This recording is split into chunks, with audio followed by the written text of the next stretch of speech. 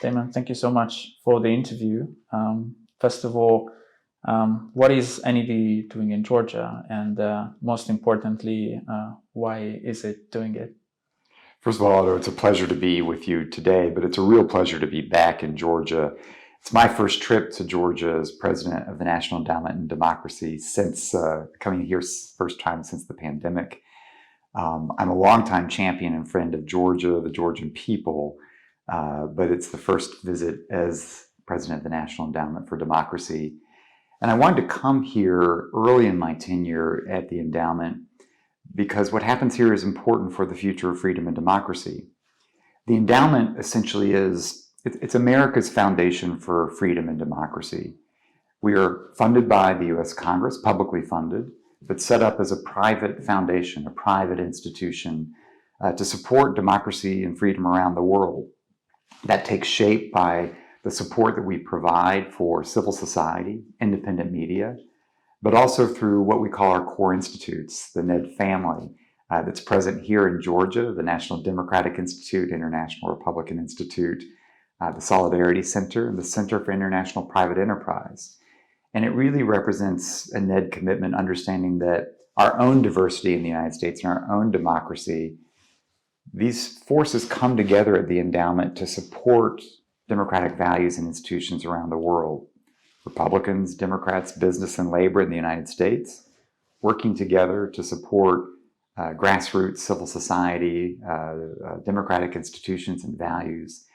So the endowment is that expression. And so we're proud to have a long history of supporting the Georgian people and their democratic aspirations. And I'm here to listen, to learn from our partners, to understand their concerns and how best we can play a supportive role of the Georgian people's aspirations. But we also recognize this as a moment. It's a moment for the challenge to democracy and freedom around the world. 16th year of a democratic recession, but it's sharper because of the authoritarian repression driven from techniques we've seen coming out of Moscow and Beijing. But obviously the impact here, a wake of a war in Ukraine, the occupied territories in Georgia, it's a volatile moment for Georgia's own future democracy. And we want to be here to support the Georgian people and their aspirations and Georgia's journey to strengthening its democracy in this region.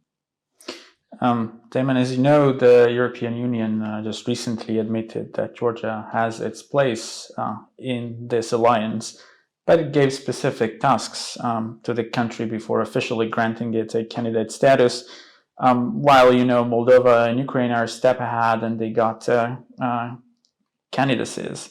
How is this development and the failure of Georgia to secure the candidacy seen from the US vantage point? And what does this mean for Georgia's friends in Washington, D.C.?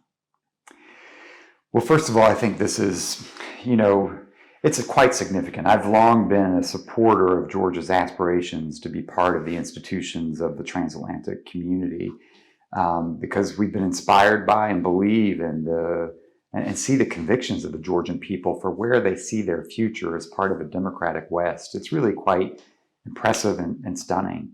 And so on the one hand, I have long been wanting to see the European Union be more expansive and welcoming of the aspirations of people of Europe's East. And so it's a big deal. It's significant what European leaders have just decided, that there will be a European future for Ukraine, Moldova, and for Georgia. And so this is a significant positive development coming out of a horrific war in Ukraine that's really galvanized Europeans, many of whom used to be quite skeptical of whether you could even imagine a country like Georgia as being European. So there is a good side of progress on this front as we've seen that debate evolved in Europe. On the other hand, for a long time, Georgia was seen as the front runner among these countries, ahead of Moldova or Ukraine with its own democratic reforms. And so I think it is really a sign that there's more work to be done. There's concern about that. You mentioned the task that the EU assigned. I tend to think of it a little bit differently. What have Georgians committed to do themselves together? And how do they meet their own commitments?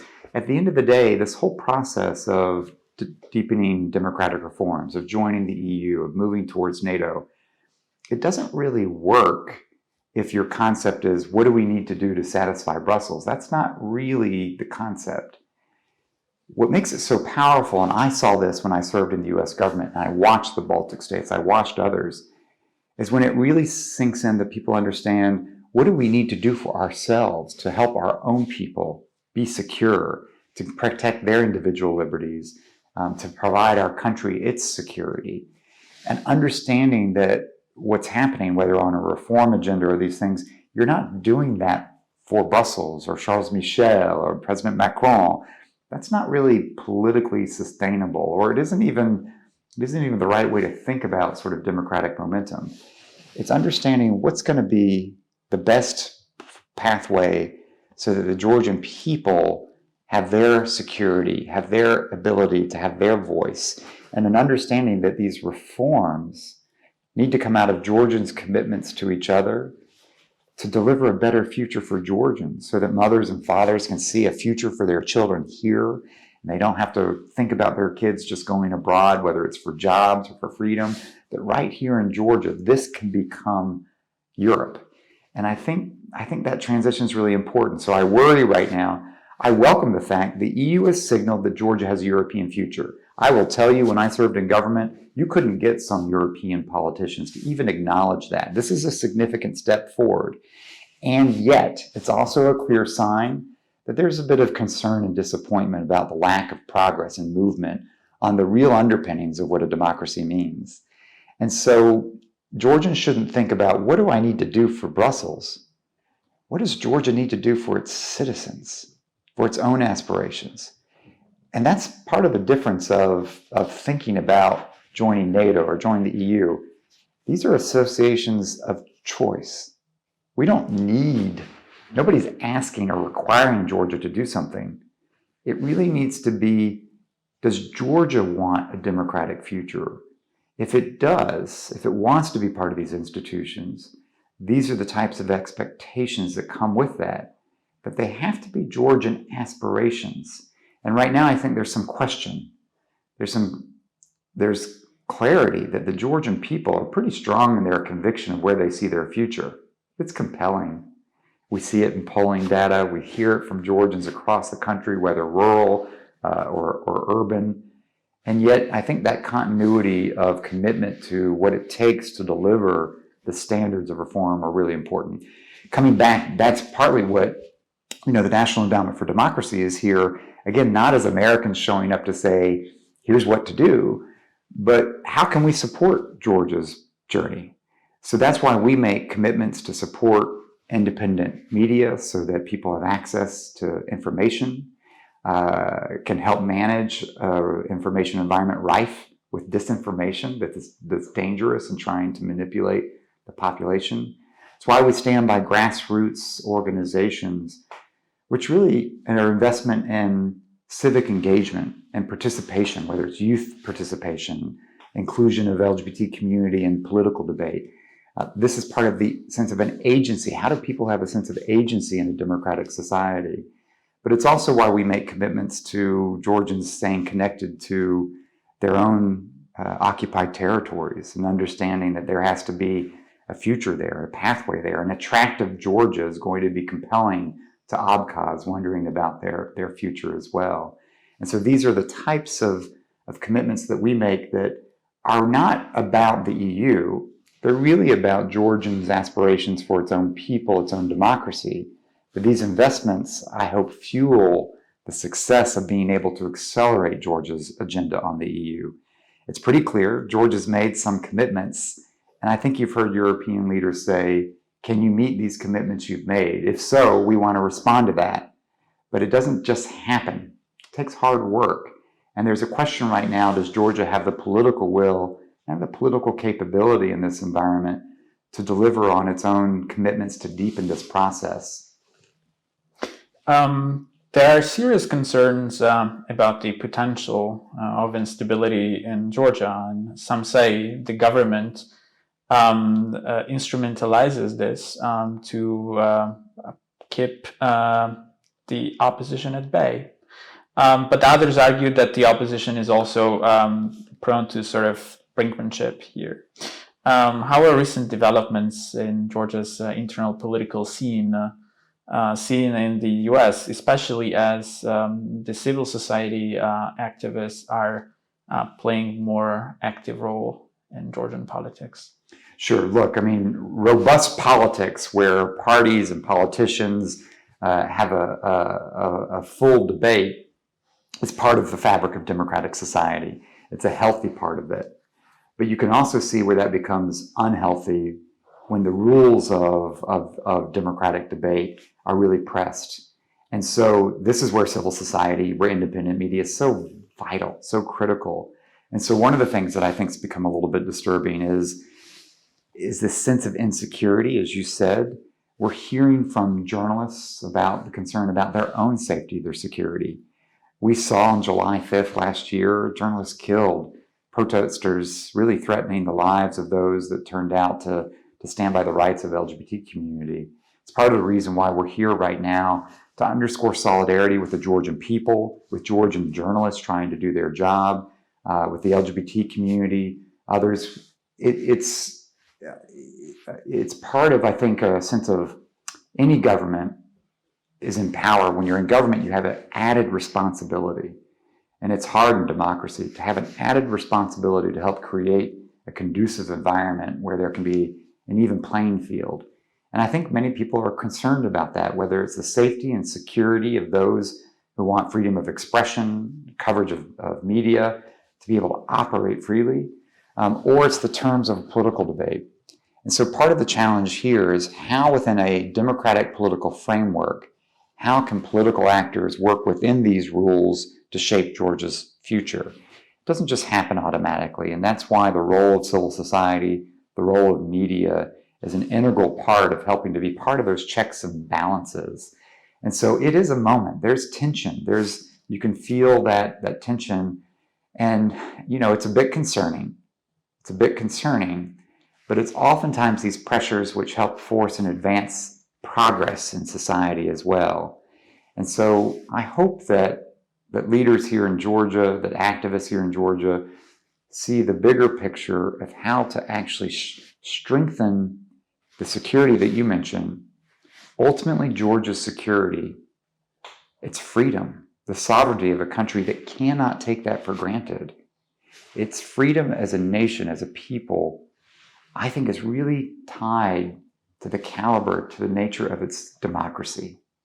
And as Georgia's democracy deepens, is more credible, it becomes a more resilient society, not dependent on one or two people or one or two forces. It becomes a factor where the Georgian people have the agency to help protect themselves.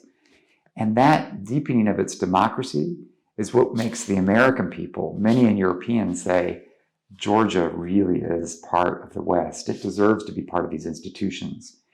And so to have the perspective to understand that, yes, these painful sometimes reforms, these difficult reforms, difficult political compromise, things that curtail the power of the state sometimes, are actually quite fundamental to ensuring the resiliency long-term of the state, because the caliber of Georgia's democracy is going to be directly related to the depth of American support, American people's enthusiasm for Georgia's place in the transatlantic community.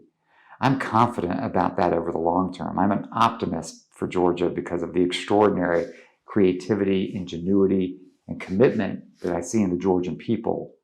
But I'm quite concerned about what happens in the short term. And that's why we're here to demonstrate our support for those aspirations, for peaceful compromise, for deepening of a reform process, and for respecting the roles that political actors play, civil society has to play, civic engagement is so crucial to getting this right, the constructive role of a church, and being part of a force for peace and nonviolence in this society. These are things that are really important to support in a tense environment right now. My final question. As we speak, NATO summit is ongoing in Madrid. and NATO has adapted its strategic concept, doctrine, and pledged to protect every inch of the allied territory. And the rapid reaction forces are also set to grow on the eastern flank. What are the implications here for Georgia and the wider Black Sea region, in your opinion? Thank you. First of all, Otto, I am a longtime advocate and supporter for Georgia's aspirations to be part of the NATO alliance. I had the honor and privilege of serving in the U.S. government, particularly during the Bucharest summit, where I was a strong advocate for beginning a very clear process for Georgia to become a member, an ally. And I thought Georgia's progress merited that commitment. And I have seen with my own eyes, as I have supported our work in Afghanistan, as I served as chief of staff at the U.S. Embassy in Baghdad, and it was Georgian soldiers that provided force protection. I would see them every morning as I left the gates of the embassy. I've seen the contributions that Georgia has made to the security of the NATO alliance. And so I'm a believer that part of the challenge in the new Russia that we face, Vladimir Putin's Russia, is that having clarity is security. The Baltic states, Sweden and Finland, by ensuring that there is no uncertainty, no gray zone, we will have peace. So how can this process be a peace process? And it's why ultimately I think that Georgia finding its place within the NATO alliance is an important part of finding enduring peace here in this region, so that there isn't the temptation of uncertainty, and understanding that the complications of 20% of this country being occupied, it means that we need the ingenuity and creativity that we found in dealing with a divided Germany, with others, to understand that a democratic Georgia, the caliber of a democratic Georgia, could be part of an alliance of free nations without giving up its claims of sovereignty to its occupied territories, but understanding the limitations of where Article 5 would apply. So what we see coming out of Madrid, Georgia's not front and center, but it is true. It is an American recommitment to European security, a NATO commitment to the security of the Black Sea region, understanding how important this is, and a commitment that NATO enlargement continues, as we see with Sweden and Finland in particular. And so this isn't a huge step forward for Georgia itself.